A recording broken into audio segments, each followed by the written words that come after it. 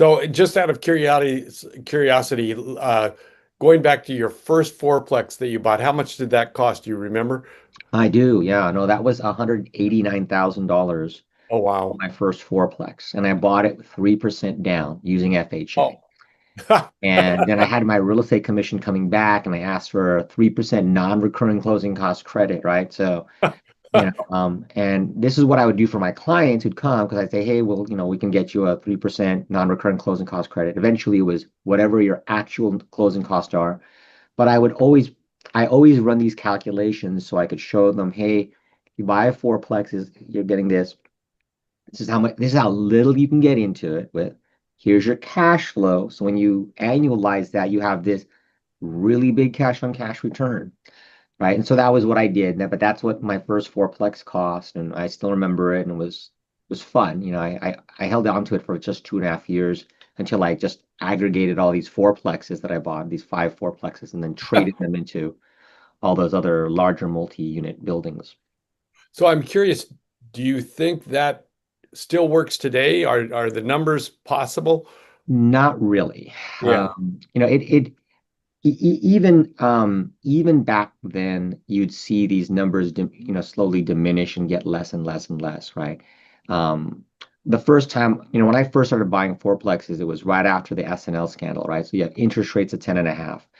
But even after the interest rates are that high and you pay your mortgage and everything, because the prices were so low, you'd see, based on your down payment and closing costs, you'd see like a 43% cash on cash return, Oh, wow. right?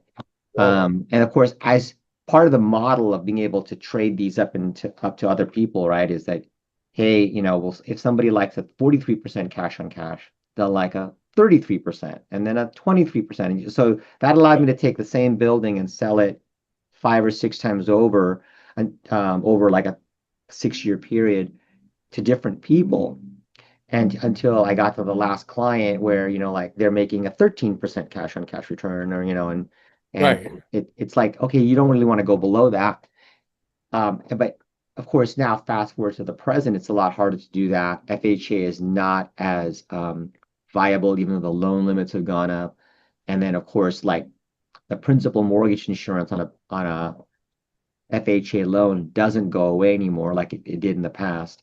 Mm. So, those different exits. It's not a I still sell occasionally a fourplex with FHA to a client, but not so much anymore. It's not like I do it over and over again. Just the numbers just don't pencil. The prices have gone up so much, and So where do you think is is there a unit number where the numbers start to actually work again? Is it 50 units? Is it 100 units? Or maybe that doesn't even work anymore. it is really deal by deal, and it's right now at this exact time, a lot of the things that are going to cause a deal not to pencil are whatever the new insurance is going to be, right? Because depending on the age of the building, especially in California, that insurance cost might be 3 or 4 times what you were expecting. And it's hard now to go out and just pinpoint with accuracy what the annual insurance is going to be on a property when you're determining its operating expense, because it's a crapshoot. You got all these big insurance players leaving, so you're dealing with like out-of-state carriers, and that's a big piece, right? Because of course, the more expense, the less NOI, the lower the loan amount, the more down payment you need to come up with to make it work, right? So there's that aspect. And then there's the aspect of like, well, is it in a city where there's a heavy rent control? Is there a city where, what's in order to get insurance, do you have to spend a bunch of capital improvements to upgrade the electrical, the roof, and all these other factors? It's just one, situation after another. You remember, I'm doing multiple angles of the deal on a transactional side, so I'm looking at everything from a mortgage broker's, or eye as well. So I'm looking very closely at the operating expense, what the lender requires for vacancy, and if it hits the debt service coverage requirement. And then lenders trade things up, and they're like, well, we want to see it from but we don't just want a debt service requirement of 1.2 or 1.25. We want to see a debt yield of like 9 or 10, right? So, you gotta filter each deal through these different lenses unless you just miraculously come across a buyer who's got all cash and doesn't, just bag loads of money and they don't care about cap rates. It's all about the prestige, but of course that's not the environment.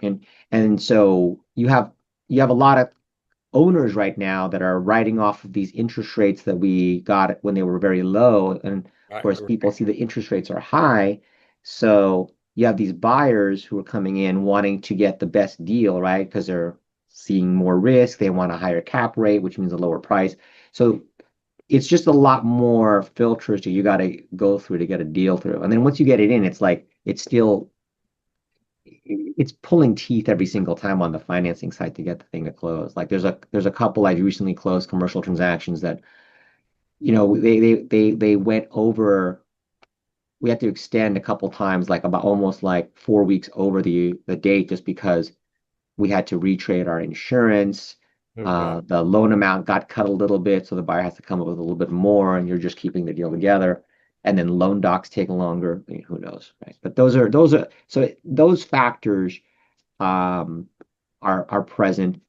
Whereas in the past it wasn't that stringent, but at the same time in the past we didn't have all the tools and the knowledge that we have today when we're really underwriting a deal. So it's a catch 22. It's some good stuff now and some things against you now.